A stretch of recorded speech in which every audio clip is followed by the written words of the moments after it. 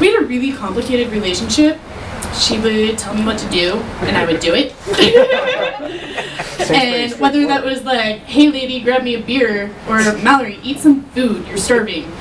She basically kept me together, and it worked out for both of us.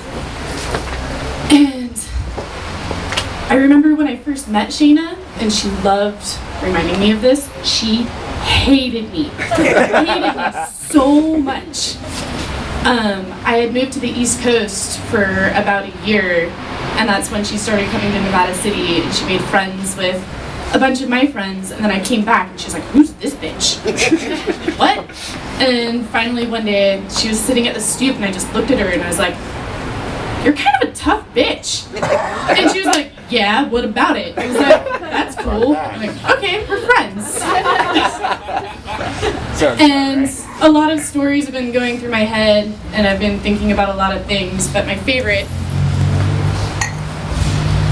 is a story from the desert out at Burning Fange. This was several years ago now. My father had passed away, and I was a total wreck, and I almost didn't go to the desert, but last minute decided to. And it was super crazy out there, it was just emotional. And there was an epic night in the hot springs, drinking wine, and I had a little too much. And her and Eric Norlands pulled me out of the springs, and Eric so graciously donated his sweatpants to change me out of my wet clothes.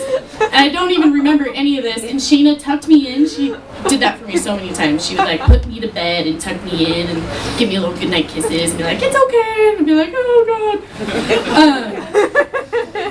So she put me to bed in her tent, but I was just so drunk I didn't even know. I woke up and I didn't know where I was. It was just dark, and I was in this foreign place in different clothes and had no recollection. And she heard me rustling around, and she's like, oh, you're awake, oh good. And I'm like, where am I? She's like, you're in my tent. And I was like, I want to get out. Like, I want to go see everybody. I want out of here.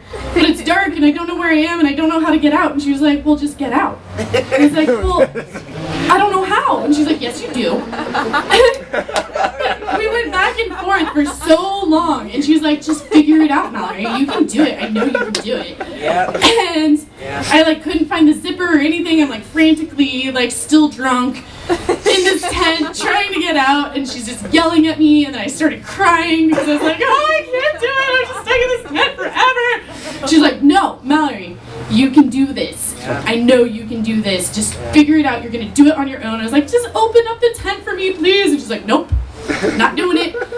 And finally, she put her hands on the tent wall and like found my hand on the other side. Still wouldn't open the tent for me, which would be so simple, but like guided my hands down to the zipper and made me grab the zipper and open it up by myself. And by the time I got out, it was like the best thing that had ever happened in my life. I was like, oh, I'm out of this tent, thank you so much.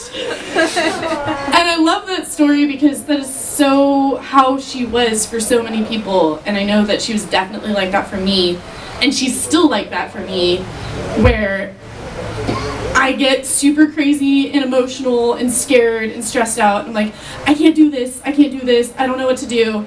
And she's like, no, Mallory, fuck you. You can do this. You're fine. Like, you're tough, you're strong, you're a warrior. And I'd be like, oh, yeah, okay, yeah. And then I can just keep going and keep living and take chances and take risks and grow and do so much more with my life than I would if I just like holed up in my house and was just scared by myself. Anyways, that's my epic story about Shaina.